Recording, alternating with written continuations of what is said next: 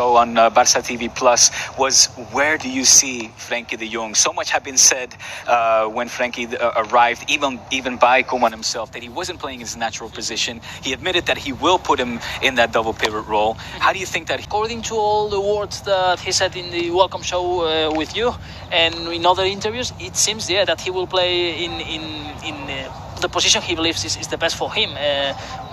But I mean, of course, we will see during the first games and the season if that's true. But it seems that he will play. Let's see if he pairing with Busquets in this double pivot.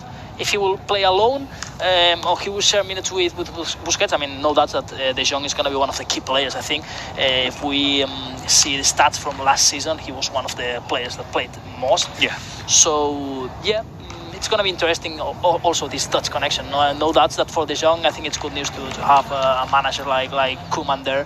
That knows him so well exactly, from the national team. Exactly, and we don't have to forget that he's a young player and he has a long career to play yet. So, absolutely, Bruno. And we saw, or you mentioned his name earlier, Griezmann, now supporting that number 7, his traditional number, the number that he used to play with as well. We saw on the social networks, Twitter, I believe it was, where Kevin Durant revealed his shirt wearing the same number as him. What are you expecting from Griezmann as we're seeing the players come out now out on the pitch for the warm-up session there? Messi accompanied by Braithwaite.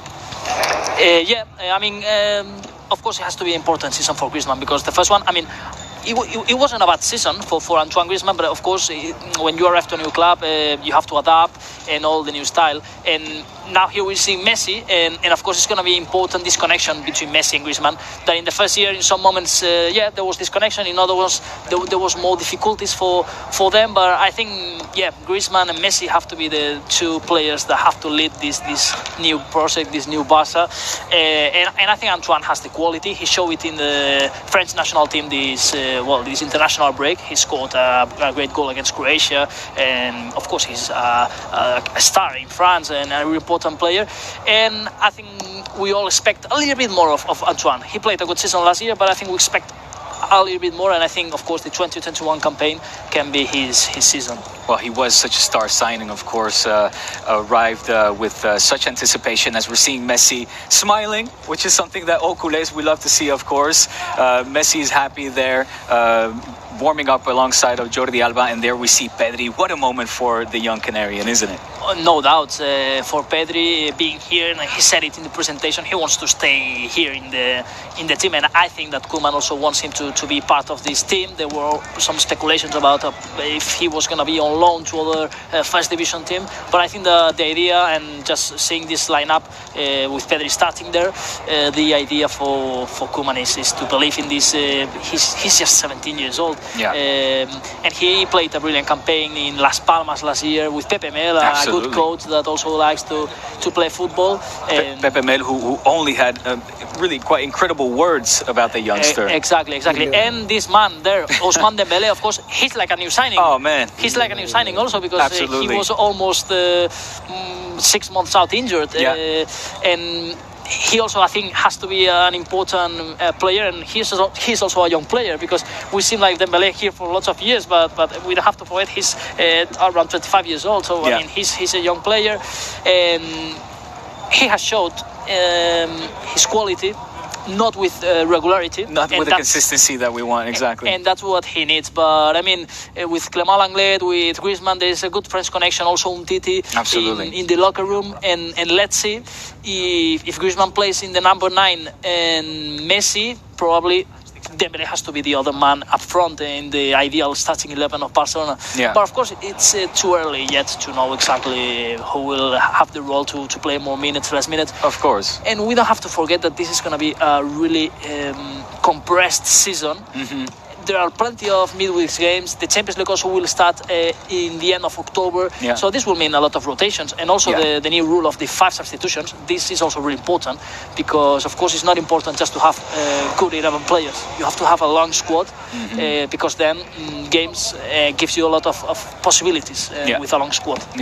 Depth and health will be key for this season, for the success of any team for that matter.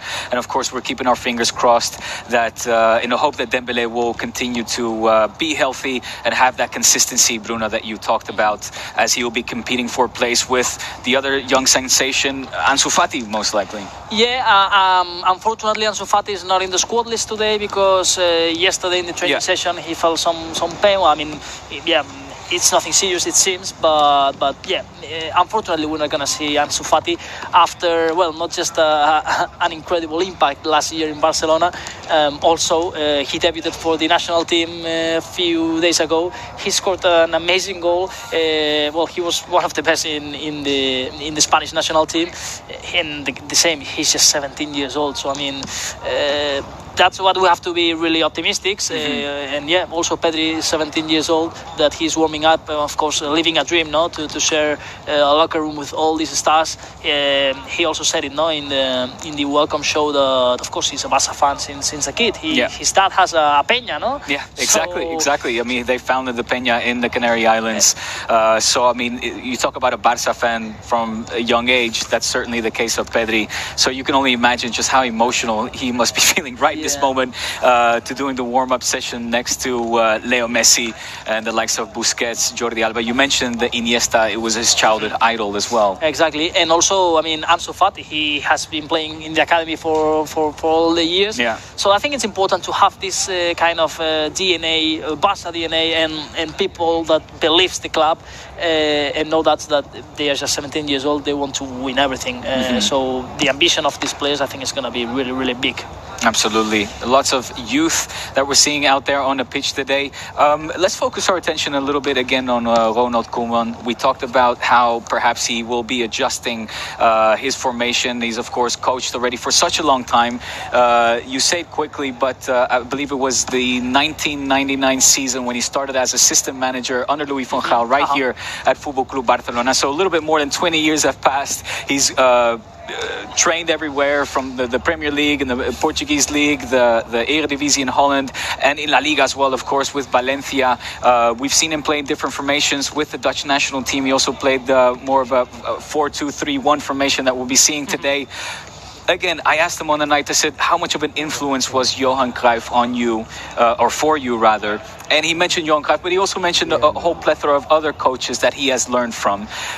Based on what you know from him, from his track record in previous clubs and the national team, what do you think we can expect from him here at Barca? I think there are some important aspects and good things about Koeman.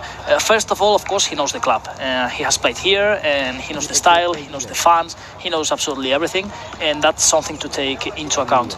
Another aspect, he's a legend. He's not just that he knows the club. I mean, he scored the goal of the first Champions League for FC Barcelona. So all players in this locker room will respect him a lot because he's a legend. And he has also been surrounded by Henry Larsson, also a really important player in the second Champions League in Paris.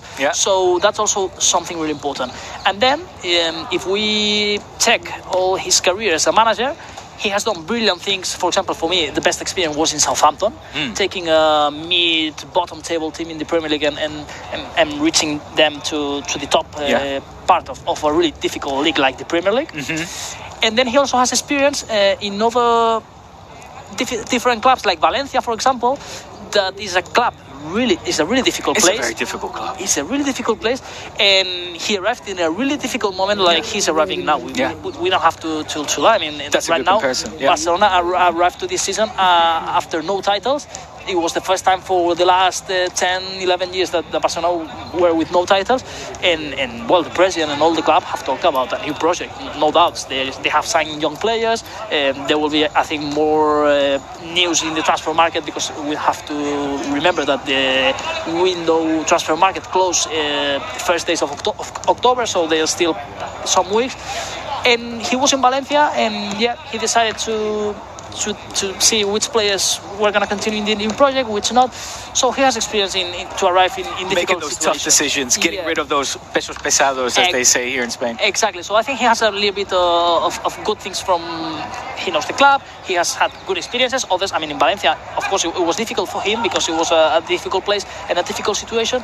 But I think well, and he has shown it also in the national team that he's an experienced manager, and I think he will know and when you arrive to a locker room like Barcelona, it's not just about tactics. It's also to know the role of every player and to have all the squad at 100% to play, because of course you have really good players. Yeah, and I mean, you mentioned it yourself. It's certainly going to be not the easiest task, a difficult task. He does have to. I mean, some of the heavyweights, the dressing room heavyweights, were not included on the in the squad today, like Luis Suarez, like Arturo Vidal. Perhaps in the near future, difficult decisions will continue to be made. But it does seem that Ronald Koeman does have that personality and, as you said, the credibility as well to take those tough decisions. Exactly. Just to remember quickly, out injured are Ter Stegen, Umtiti and Ansu Fati.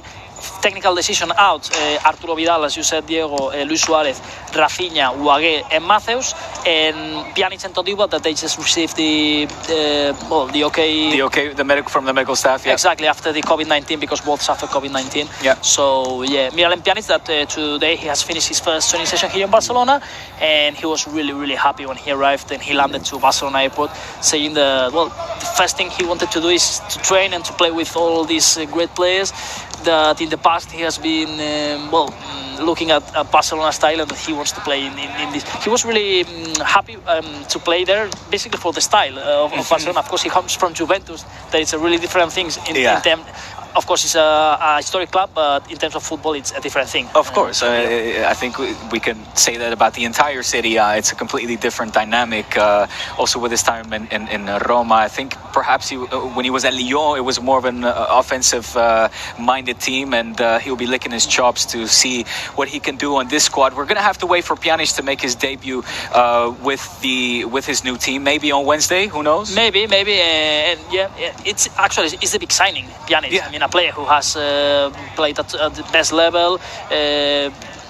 I'm quite confident that it will be a fantastic player for Barcelona, because he has the experience, he has the football, the talent. So really excited. Of course, unlucky today we don't have the possibility to see him, because he just has finished his first training session this morning.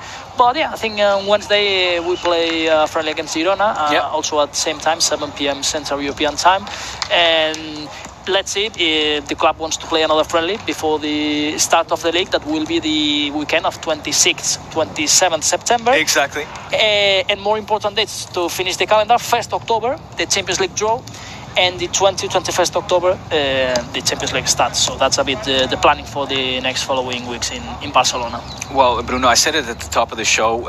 It's a real treat to be sitting here and witness, of course, Koeman's debut as a Barca coach, sitting in the dugout for what is going to be a friendly. But you said it as well, Barca will play their first league match on the 26th, the league that has actually started today. Yeah, today with Eibar nil, Celta Vigo nil. It was the opening La Liga game, and now at 6:30 Central European time has started the game between Granada and Athletic Club.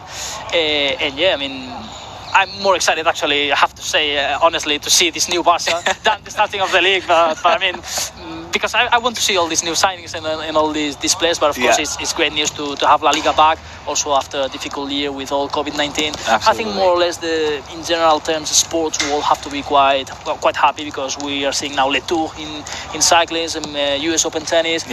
So more or less the activity has been back in general. The NBA, the playoffs are alive and well. Exactly. So I think that's great news for sport. And we don't have to forget, to all our viewers from YouTube and also our viewers from Barca TV Plus, that today, yes, we will show the game with the commentary of